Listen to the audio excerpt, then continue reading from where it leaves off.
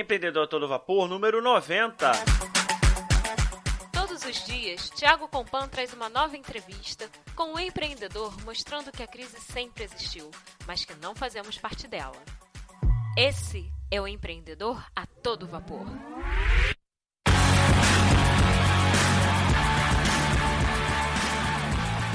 Olá, ouvinte do Empreendedor a Todo Vapor. Eu quero agradecer pela audiência e lembrar que você pode classificar o programa no iTunes. É só dar 5 estrelas e o seu nome constará no próximo eVapor. É fácil, apenas procure por o Empreendedor a Todo Vapor no iTunes e classifique. Eu conto com a sua classificação. Aproveitando, tem mais uma dica. Eu criei um grupo no Facebook para você entrar e trocar uma ideia com mais empreendedores que estão querendo empreender ou já estão empreendendo. É só você procurar por Empreendedor a Todo Vapor no Facebook ou apenas eVapor e solicitar a sua participação. Fala, pessoal! Eu já estou a todo vapor com o nosso convidado de hoje, o Ismael Pereira. Ismael, você está preparado para decolar? Preparadíssimo. Isso, o Ismael é o fundador e CEO do Bookshare, que é uma rede social literária dos eternos apaixonados pelos livros e pela leitura. Ismael, aproveita e fala mais um pouco de você e da empresa. Ok. Primeiramente, muito obrigado pela oportunidade de poder falar aí para o seu público. Fico muito satisfeito quando sou convidado para participar de algumas entrevistas e falar um pouco mais sobre a minha experiência e sobre o Bookshare. O Bookshare ele é uma plataforma que foi lançada em fevereiro do ano passado, que tem como principal objetivo despertar o interesse pela leitura.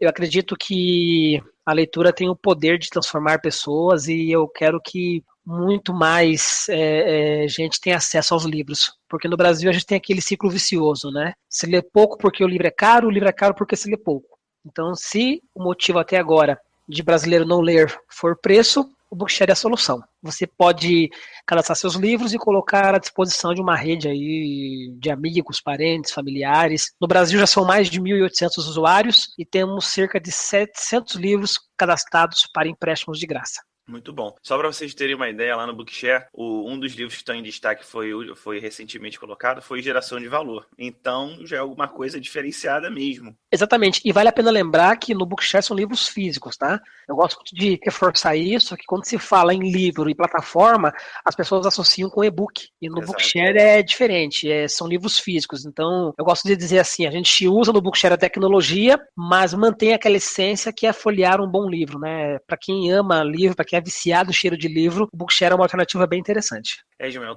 você já veio cheio de pitch de vendas, de argumentação, isso que é legal. Então você já tem um negócio já em você. Você já tem o espírito do Bookshare em você. Eu participei de alguns eventos e eu percebo que existe sim uma metodologia para você fazer um pitch, né? Só que nada supera a paixão que o empreendedor tem pelo negócio. Exato. Quando ele fala com paixão, com brilho no olho, as pessoas que estão ali para assistir, tanto investidores como usuários, eles percebem aquilo e acho que é isso que as pessoas compram, sabe? Muito mais do que a metodologia de um pitch, é aquela paixão. Ele pode gaguejar, ele pode tropeçar, mas aquele brilho nos olhos realmente é o que conta para você apresentar um bom produto ou um bom serviço. Ótimo. Você falando de pitch, aí a gente sempre tem que fazer um estudo sobre a gente, né, antes de fazer um pitch. Na sua visão, qual o seu ponto a melhorar? Eu sou bastante ansioso. Eu leio vários livros sobre o assunto e tem uma frase de Warren Buffett que é bem interessante. Ele diz assim: você não consegue fazer um filho em um mês engravidando 9 mulheres. Tem coisas que levam tempo, né? Então, é uma frase que eu sempre repito para mim mesmo, né? Às vezes eu quero as coisas assim muito rapidamente.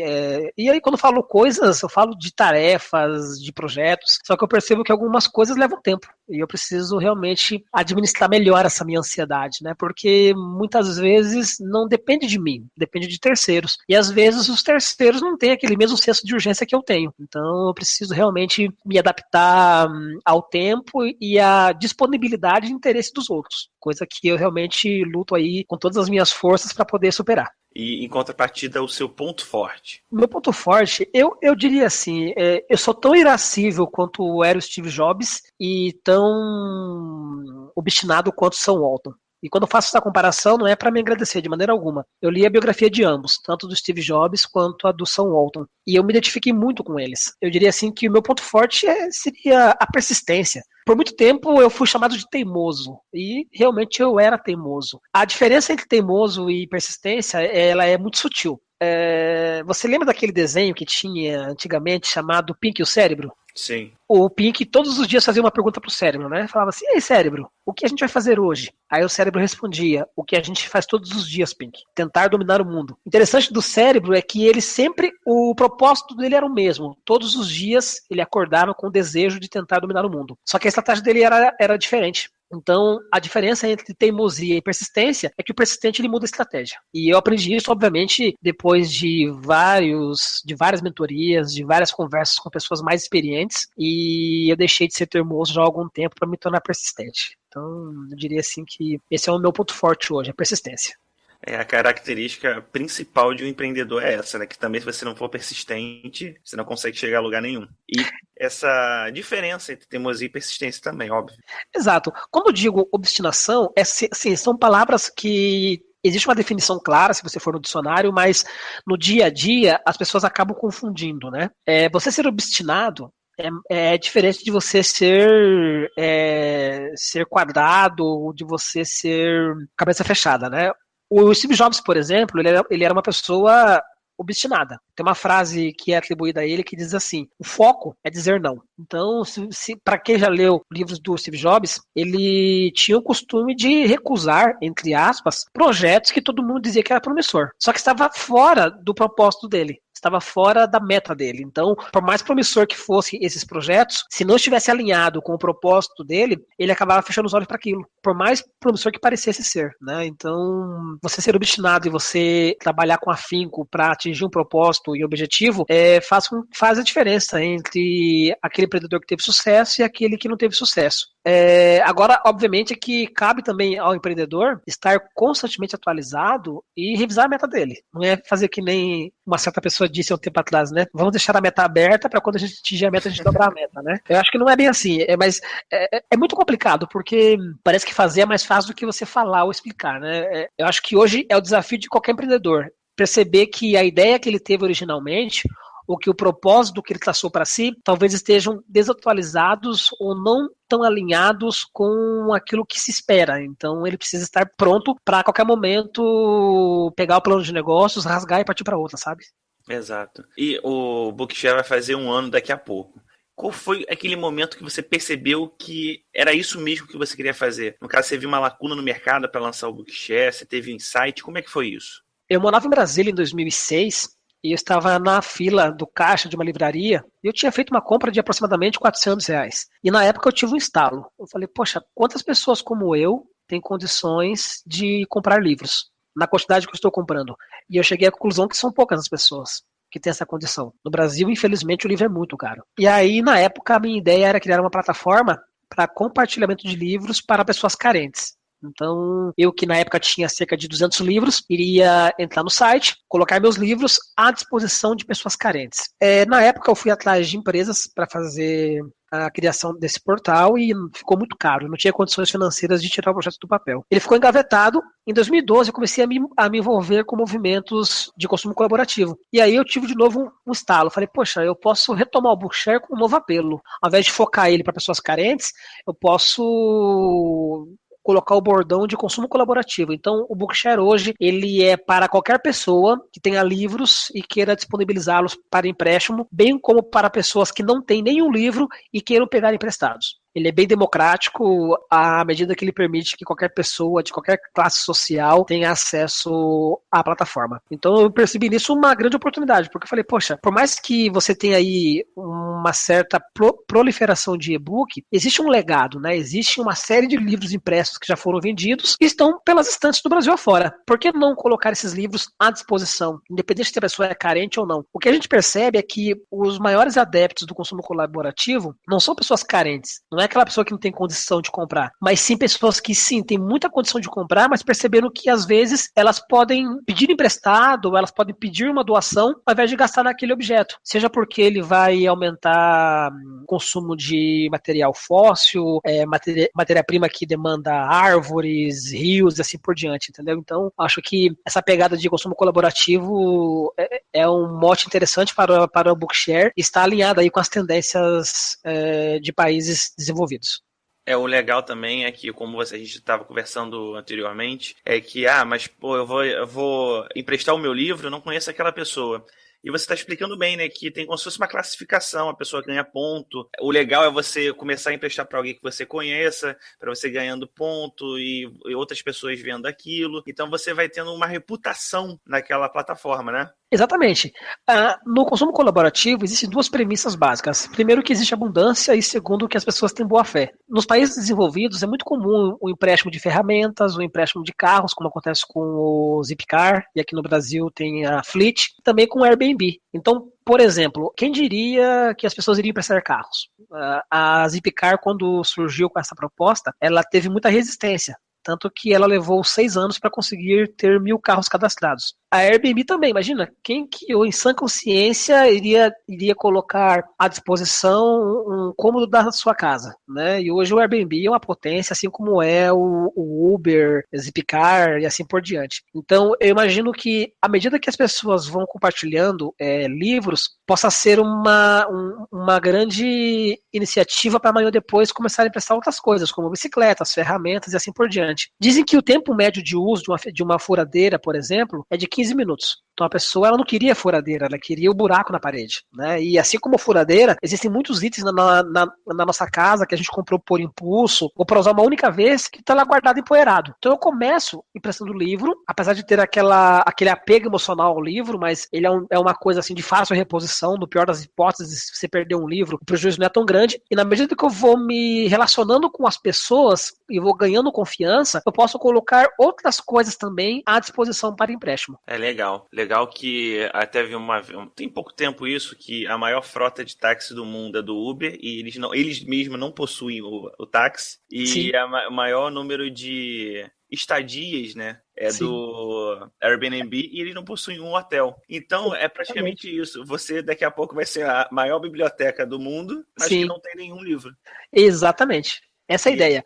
É que nem o Zipcar também. Então, isso que é legal, que o mundo está mudando, rápido ou não, né? Depende do seu ponto de vista. E tem muita gente que ainda não está com o olhar certo sobre aquilo. Exatamente. Se você... Hoje no Brasil já existem vários livros que tratam do consumo colaborativo. Um deles se chama Mesh, da Lisa Gansky, e um outro se chama O que é meu é seu.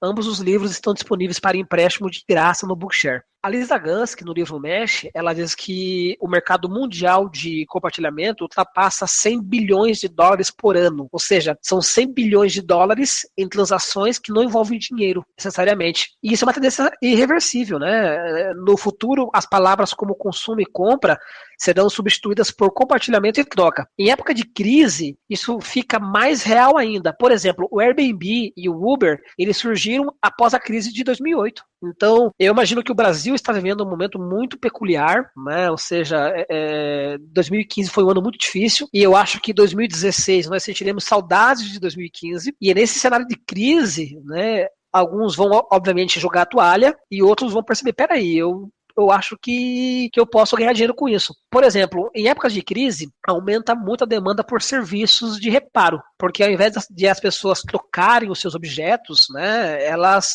demandam mais serviços de reparo. Então, um celular, uma máquina de lavar, uma máquina de secar, uma geladeira, que seria facilmente substituída em outro momento econômico, hoje as pessoas vão gastar mais com revisão, mais com manutenção e assim por diante. Então, é nesse cenário de crise que eu imagino que o compartilhamento e a troca, eles fazem mais sentido, sabe? Fazem mais sentido e vai acabar sendo um hábito. Então, mesmo que não tenha crise, ele vai continuar existindo ali. Claro, é que eu digo assim, as grandes iniciativas como Uber e Airbnb surgiram na crise e perduram a despeito da melhora econômica, né? Então, por exemplo, aquele cenário de crise mundial que aconteceu em 2008, por exemplo, ele não existe mais no mundo, só no Brasil, infelizmente. Mas o Uber que surgiu da crise, o Airbnb que surgiu da crise, permanece de vento e popa, né? Então, é mais ou menos assim, é algo que surge com a crise, mas ele não existe só para a crise, entendeu? Quando a economia melhora, aquele negócio ele perdura.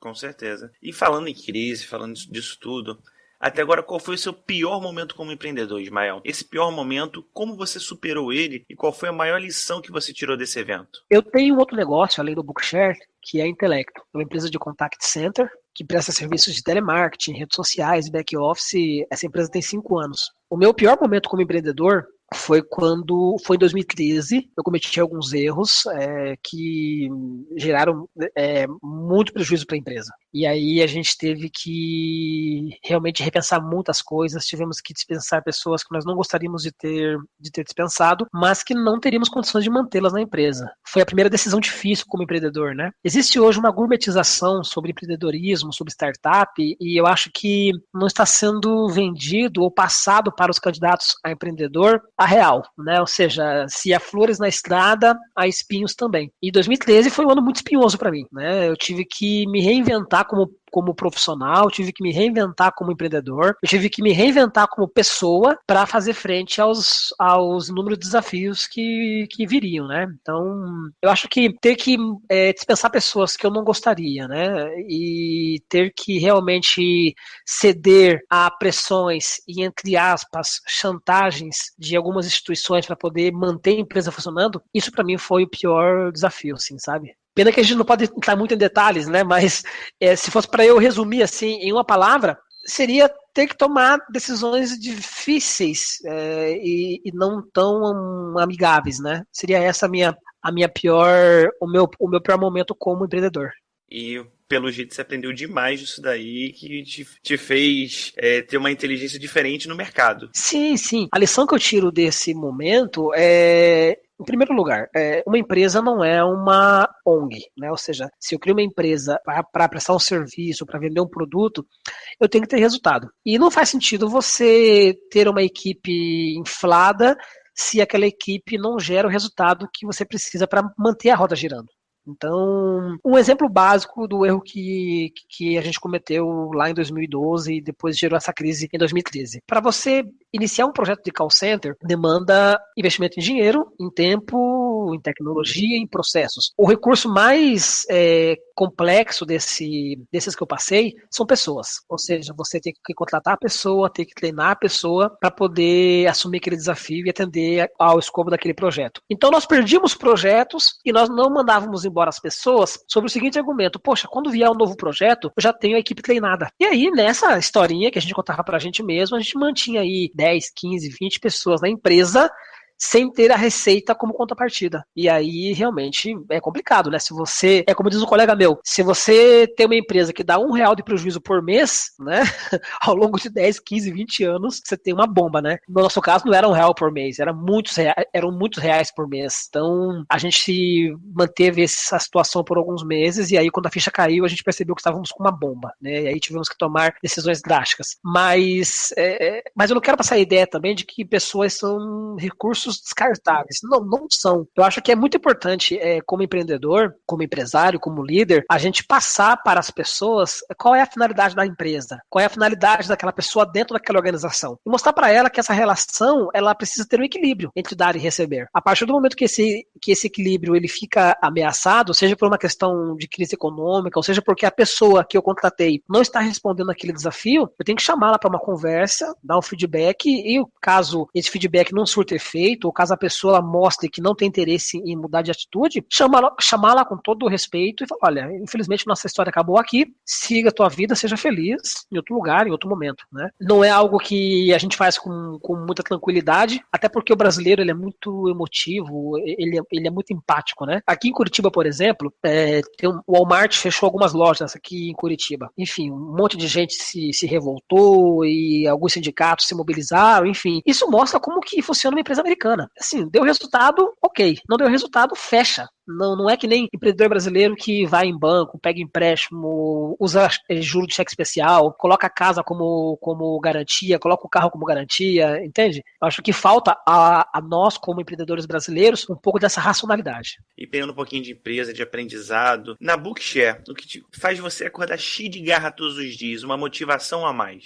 Eu todos os dias acesso o Bookshare e consulto quantos usuários que a gente teve novos no dia anterior, consulto também quantas transações a gente teve e quantos livros foram adicionados. Então, hoje a minha métrica de felicidade é isso, né? Perceber que as pessoas estão realmente engajadas, estão usando a plataforma, estão cadastrando livros, estão pedindo livros emprestados. Se você vê os índices do Japão, um japonês lê em média 12 livros por ano, um alemão lê em média 8 livros por ano. Você percebe uma relação quase simbiótica entre a prosperidade de uma nação e o hábito da leitura. Então, ver depoimentos de pessoas que usaram o Bookshare ou que estão usando o Bookshare, para mim é uma grande satisfação, sabe? É perceber que eu criei algo que realmente faz sentido, que está, de uma certa forma, colaborando para transformar o Brasil num país mais leitor. Eu já me cadastrei lá, daqui a pouco vou botar alguns livros também, que eu vi que vale muito a pena essa troca de informação. Eu já tive até uma ideia, vou colocar aqui, não sei se é cabível ou não sei se nem no Bookshare, mas depende muito das outras pessoas que estão envolvidas, de pegar um livro, você anotar na parte da página que esteja em branco, botar um insight que você teve nessa página, alguma coisa assim, e passar para outra pessoa. Ele rodar por 10 pessoas, chega na mesma pessoa de novo, e todo mundo vê todos os insights diferentes que a mesma pessoa, que diferentes pessoas tiveram com o mesmo livro. Então, assim, não sei se caberia no Bookshare isso, ou caberia em uma outra startup, mas acho que uma ideia muito legal. A ideia é fantástica, mas eu, como gestor do Bookshare, não posso estimular que as pessoas façam observações nos livros, né? No Bookshare, se você entrar em qualquer livro, você tem a opção comentar aquele livro. Então, esses insights podem ser comentados pelo próprio Bookshare. Legal. Então, por exemplo, se você entrar no Bookshare, tem uma parte ali chamada de popular do mês. São livros que foram comentados naquele mês. Então, se você entrar, por exemplo, aqui no livro... Hoje temos 4 livros comentados, que é A Estratégia do Oceano Azul, Fora de Série, O Ócio Criativo e O Homem Mais Rico da Babilônia. Se você entrar em cada livro desse, tem um comentário sobre aquele livro. Então, esses insights que as pessoas vão tendo dos livros, é importante que elas registrem isso no Bookshare. Então, você pode registrar isso na hora que você está lendo o livro, você pode registrar isso em um livro que você já leu, tanto no seu próprio livro, como em livro de terceiros. Esses comentários ficam livres para as pessoas fazerem, né? É claro que ela tem que estar no site já cadastrado e logado para que fique o registro daquele comentário. Então, esses insights, ou highlights, né, como a gente gosta de chamar também, podem ficar armazenados no Bookshare. E é legal, porque às vezes a pessoa, sobretudo para aqueles que não têm muito hábito de ler, eles podem estar no Bookshare, qual livro que eu vou ler? Aí vai lá no popular do mês, que legal, eu vi que esse livro aqui foi comentado. Então ele pode clicar naquele livro e pedir emprestado, com base naqueles comentários.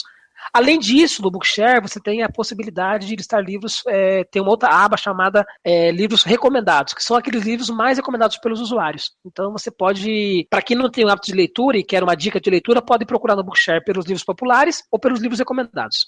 E essa pergunta, assim, você já falou de todos os features, todas as funcionalidades do Bookshare, mas eu vou te fazer a pergunta do mesmo jeito. O que você faz na sua empresa que seja diferente do normal e que esteja dando muito certo? Diferente do comumente visto por aí?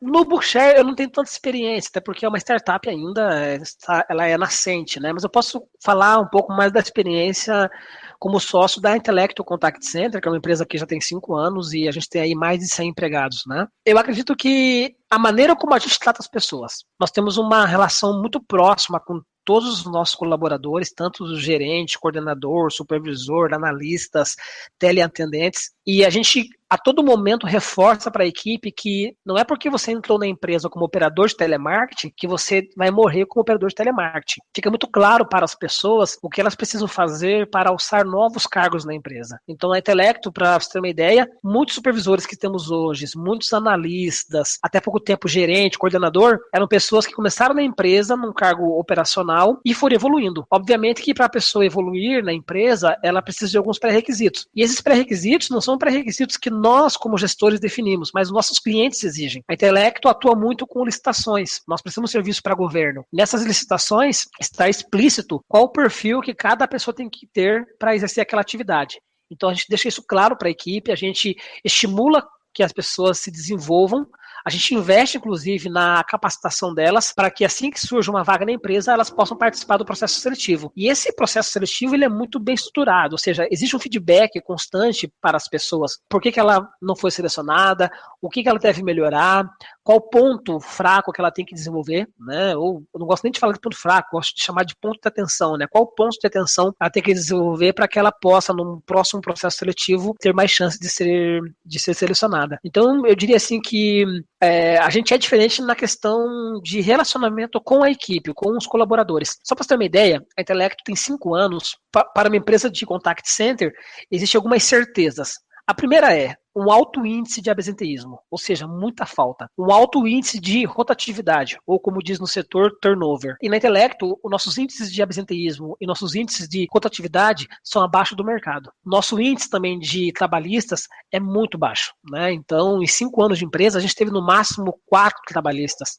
das quais 3 a gente ganhou, sendo uma por julgada improcedente por litigante de má-fé, e uma outra que a gente perdeu por um erro nosso, mas o valor não foi tão alto. Então, quando eu falo isso, ainda mais para advogados trabalhistas, ele fala assim, cara, você merece um prêmio, porque empresas de call center tem muita reclamatória trabalhista, né? E ele perguntou, o que vocês fazem de diferente para não ter tanta reclamatória trabalhista? Eu acho que é isso. É a maneira como a gente lida com as pessoas, é a maneira transparente com que a gente se relaciona com as pessoas. Eu fico em Curitiba, a nossa unidade de contact center fica em São Bernardo do Campo, em São Paulo, e sempre que eu estou por lá, eu passo pela operação, converso com as pessoas, cumprimento as pessoas. Tem uma coisa bem interessante que aconteceu que eu acho que cabe falar. Eu estive, acho que foi no começo do ano passado, eu estava caminhando pela empresa, tinha uma pessoa vindo de encontro a mim e eu chamei ela pelo nome, eu falei, poxa fulana, como é que você tá? Tudo bem? E aí eu soube que ela ficou assim, em êxtase, porque eu sabia o nome dela.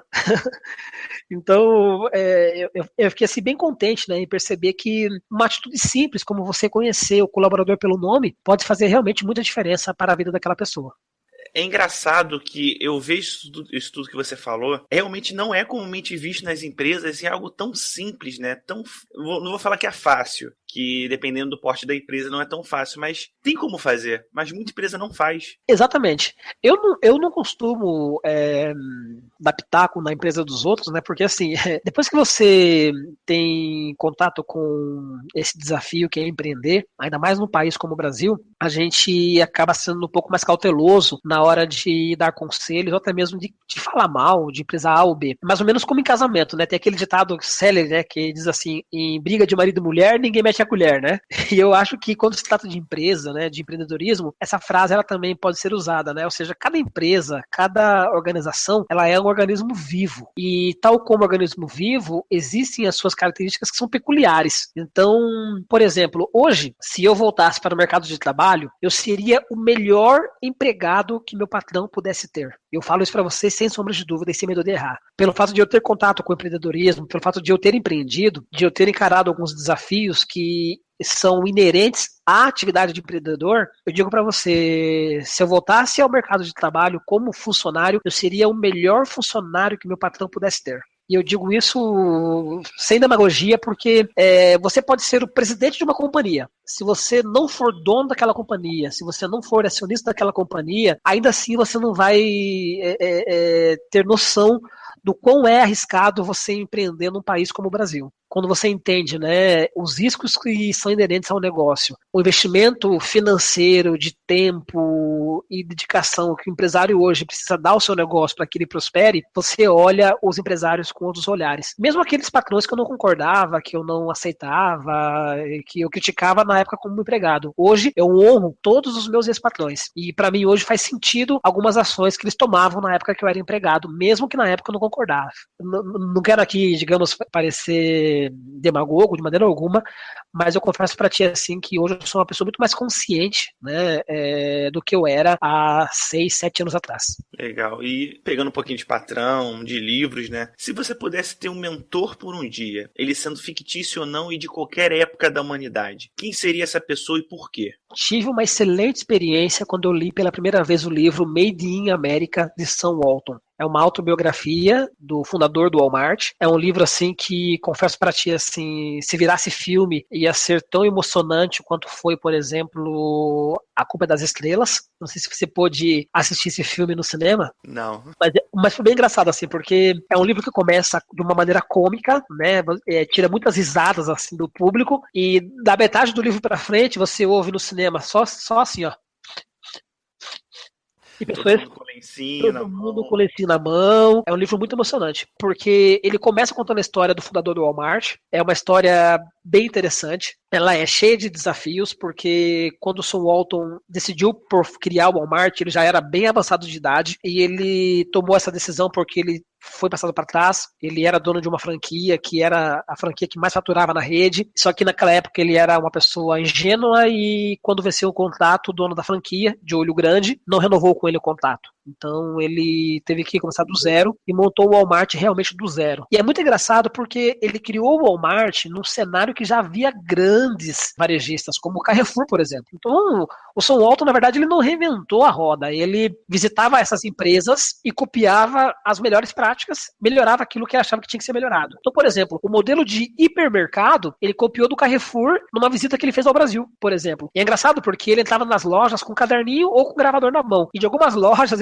ele foi tirado pelo segurança, inclusive. Hoje é mais comum você entrar numa loja com um caderno, com o celular na mão, fazendo observações, tirando foto. A maioria das empresas não vão se importar, né? Naquela época, se você entrasse numa loja com um caderninho na mão e com um gravador, os seguranças ficavam realmente ressabiados, né? Então, eu vou até, assim, se você entrar no Bookshare, por exemplo, e procurar lá o livro Made in America, tem um comentário que eu fiz sobre esse livro e eu gostaria de ler, ok? Esse comentário, ele diz assim, esse livro conta a biografia de Sam Walton, fundador do Walmart. O livro foi escrito em primeira pessoa e contém diversas fotos narrativas que relatam o começo árduo e talvez para muitos improvável sucesso de Sam Walton quando da fundação da maior companhia de varejo do mundo. É impossível não se emocionar, tampouco não se inspirar com os depoimentos das dificuldades e lutas para transformar o Walmart no que é hoje. Quando Sam Walton faleceu, em 95, o Walmart faturava 50 bilhões de dólares e sua atuação estava restrita aos Estados Unidos. Atualmente, a companhia está presente no mundo todo e faturou, em 2014, não menos que 400 bilhões de dólares. A reverência que os empregados têm para com o fundador é ímpar. Boa parte da governança que impera na companhia hoje em dia é resquício dos valores incutidos pelo fundador. Em resumo, após ler este livro, é impossível o leitor não sentir uma dose de ânimo extra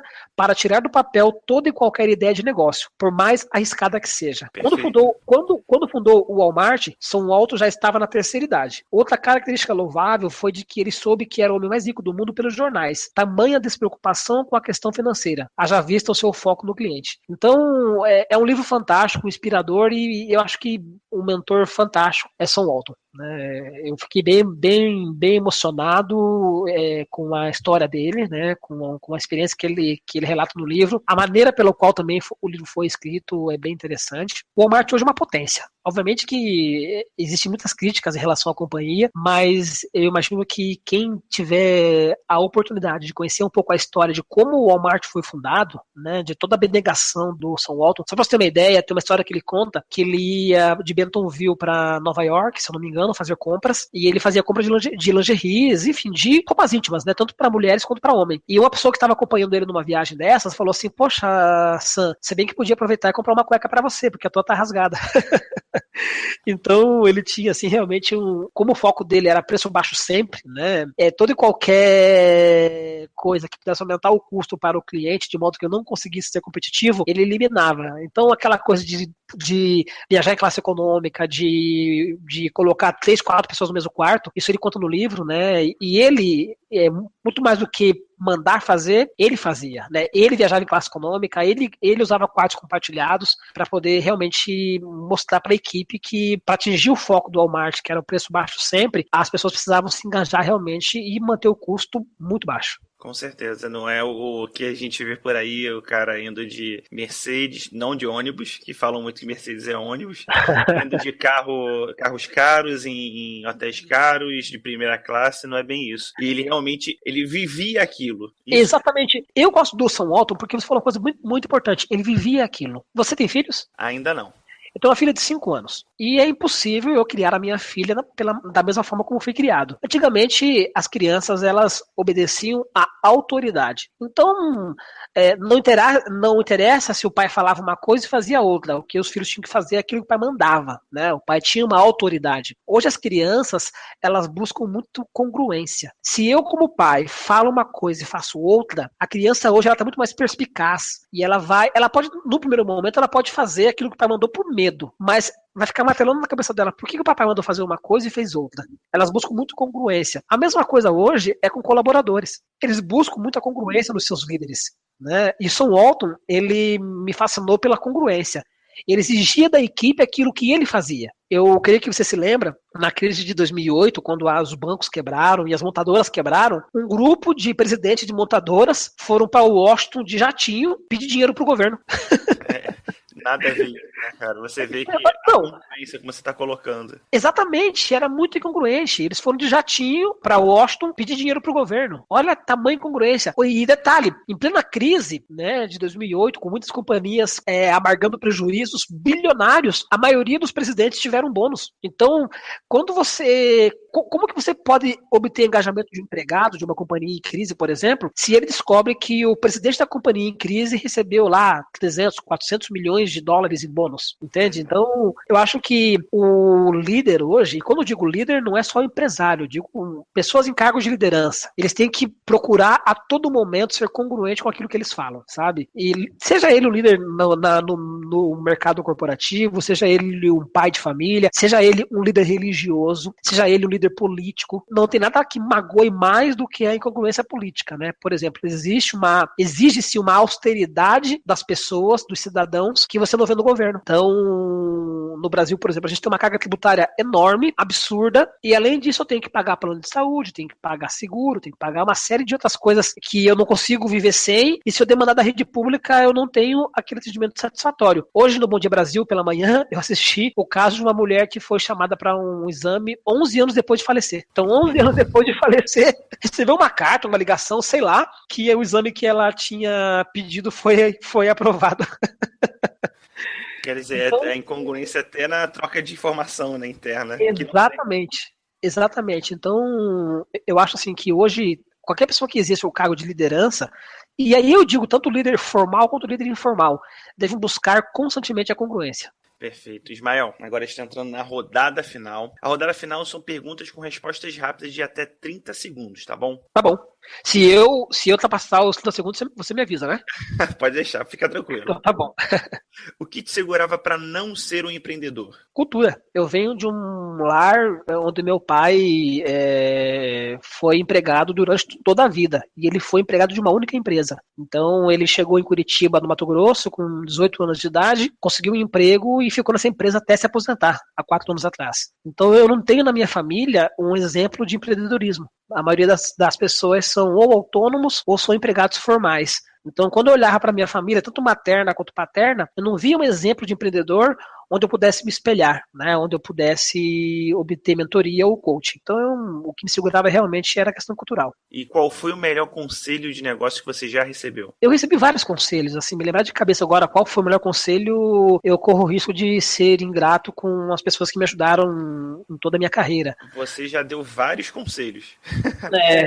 Sim, sem dúvida. Teve algum, assim, a mais? Teve um que me marcou bastante e que infelizmente eu não segui, tá? E foi um motivo de algumas frustrações, de ter mais empatia. Acho que esse seria o melhor conselho que eu já recebi, sabe? De ser mais empático com as pessoas, sobretudo com aquelas pelas quais eu não tinha nenhum apreço ou concordância. Hoje, como empreendedor, isso é mais válido do que nunca, né? Você tem que ter empatia com seu fornecedor, com seu cliente, com seu colaborador. E qual hábito você percebe que ajuda a manter o seu sucesso? Eu vou correr o risco de parecer redundante, mas é ler sempre, a todo momento, constantemente. É um hábito que eu tenho e que eu quero estimular e despertar com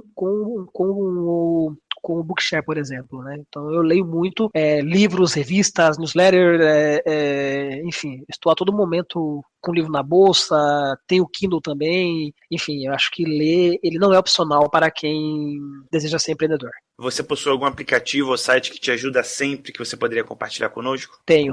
Eu tomo nota de todas as dicas de leitura, de filmes, de eventos e dicas usando o aplicativo Google Keep. Keep se escreve com K-E-E-P. Ele é um aplicativo do Google, ele é gratuito, ele permite com que você tome notas de voz, texto e de áudio. E aí você coloca lá um lembrete. Então, por exemplo, eu estou num evento, a pessoa me diz lá um livro que ela gostaria que eu lesse. Eu anoto aquele livro e marco ali o lembrete para quando eu quero ser avisado sobre aquele evento. E aí eu verifico se eu tenho em casa, se eu não tiver, eu compro, peço emprestado e assim por diante. Então é um aplicativo que eu uso com muita frequência. É um bom aplicativo. Ele é muito parecido com o Evernote, né? O Evernote é mais conhecido, sim. Mas o Google Keep ele é de graça. é uma boa substituição. Assim, ele não tem todas as funcionalidades do Evernote, não tem. Mas para você que está começando agora a usar um aplicativo desse estilo, o Google Keep é perfeito, ainda mais a sincronização do celular com o computador e por aí vai. Exatamente. E qual livro você recomendaria para os nossos ouvintes e por quê? Esse daí eu acho que deve ser a pergunta mais difícil que já te fizeram. Assim como a pergunta que você fez lá, a segunda, né? Qual foi o melhor conselho que eu já recebi? Eu volto a reforçar aqui o livro que eu acabei de falar para vocês sobre o Sam Walton, né? Que é o Made in America, de Sam Walton. Eu acho que ele é um livro fantástico, sobretudo para quem quer empreender, ou até mesmo para quem não quer empreender. E para quem não é muito fã da rede Walmart. Eu acho que a história do Sam Walton como empreendedor é fantástica. Eu acho que vale a pena ler, sim. Eu tenho alguns outros livros que eu gosto, sem dúvida alguma, mas assim, como eu posso indicar somente um, eu vou preferir repetir aí o que eu acabei de falar agora há pouco, que é o Made in America do Sam Walton, que, volto a lembrar, está disponível para empréstimo de graça no bookshare.com.br. Tem algum outro agora na mente? Tenho sim. Subliminar. Subliminar é um livro muito interessante. Ele foi escrito por um autor que foi mais conhecido por um outro livro que ele também lançou, chamado O Andar do Bêbado. Mas o Subliminar, ele me chamou atenção e ele me cativou também, porque ele faz a gente repensar tudo aquilo que a gente sabia sobre várias coisas. Como, por exemplo, todo casamento acontece por amor, por exemplo, né? Então ele mostra que algumas decisões que a gente toma, para não dizer a maioria, não é tomada de forma consciente, né? Existem elementos que às vezes nem sempre estão visíveis a nós, que influenciam as nossas decisões. Só um exemplo, foi feito uma experiência onde eles pegaram duas meias. Essas meias, elas tinham a mesma costura, elas tinham a mesma textura, elas tinham a mesma cor, enfim, eram idênticas. Só que num par de meias, eles colocaram uma gotinha de uma fragrância, que era assim, muito sutil. E deram para que os dois grupos usassem essas meias. E ao final do teste, eles perguntaram: qual meia foi a mais confortável? E todo mundo disse que era aquela meia que tinha a fragrância. Só que nenhum deles citou a fragrância como diferencial. Eles citaram a textura, citaram uma série de coisas e não citaram, por exemplo, a fragrância. Então, ele mostra assim como que alguns elementos subliminares, né, influenciam a nossa decisão. Um outro teste que fizeram foi com a Coca-Cola e a Pepsi. Então, colocaram dois grupos para poder experimentar a Coca-Cola e a Pepsi, obviamente que sem o rótulo, e ambos os grupos avaliaram que o melhor sabor realmente era da Pepsi. Quando foi revelado para esse grupo, eles escolheram a Pepsi, um grupo falou: não é mais a Pepsi, é a Coca-Cola. E o outro grupo manteve a decisão. O grupo que manteve a decisão era um grupo que tinha uma deficiência numa parte do cérebro que é responsável por associar marcas e experiências. Então, aquele grupo que tinha essa parte do cérebro danificada não mudou a opinião. Aquele grupo que era normal, entre aspas, mudaram a opinião quando souberam que tinham avaliado como melhor a Pepsi. Esse livro aí eu já li já tem um bom tempo. É muito bom. Eu não dava nada pelo livro. Subliminar. Ele é de Leonardo Mlodinow. Nome esquisito, mas é muito bom esse livro. Muito bom mesmo. É muito bom. Ismael, agora a gente vai chegar na última pergunta. É a pergunta mais criativa. Se você quiser levar um tempo para responder, fica à vontade, tá bom? Tá bom. Imagine se acordando amanhã em um mundo novo, igual ao nosso, mas que você não conheça ninguém. Você continua com todas as habilidades e conhecimento que sempre teve. Casa, comida e as contas estão todas pagas. Você só tem um notebook e R$5.000. O que você faria nos próximos 7 dias? Eu viajaria. E aí eu gostaria 30 segundos assim, viajaria e acabou? Eu viajaria.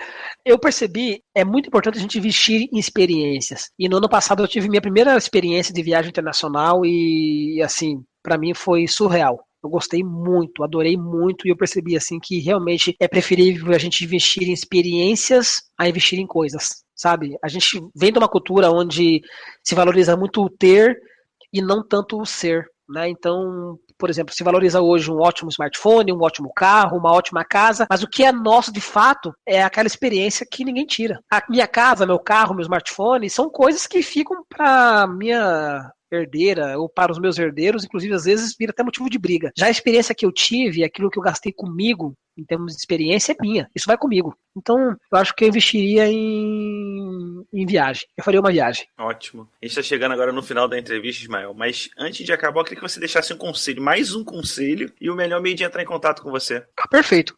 Bom, em primeiro lugar, eu quero agradecer. Foi uma experiência muito boa.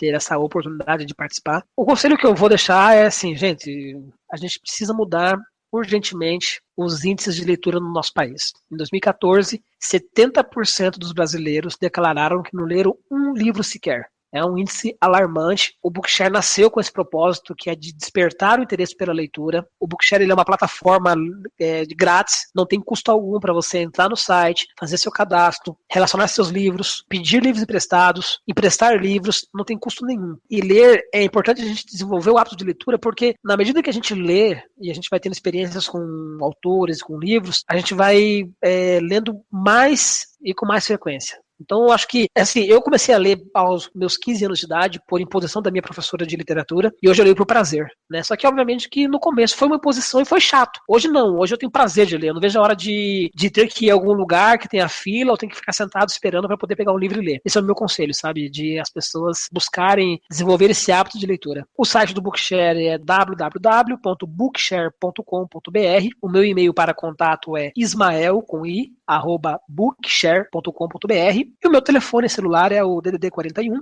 8866 1275. Gostaria muito aí que as pessoas que ouvissem essa mensagem entrassem no Bookshare, tentassem usar, fizessem suas considerações. Tem um menu lá que é o Fale Conosco, que você pode mandar dicas, sugestões, reclamações, e com certeza todas serão recebidas com muito carinho. Ótimo, Ismael. Mais uma vez, muito obrigado depois de vários conselhos. Eu gostei muito e eu espero que muita gente entre no Bookshare e use essa economia compartilhada, use compartilhamento de conhecimento da melhor forma possível. Muito obrigado, cara. Eu que agradeço. Obrigado mais uma vez por toda essa oportunidade e desejo muito sucesso para você e para nós aí em 2016, né? Isso, seja um ano repleto de bênçãos.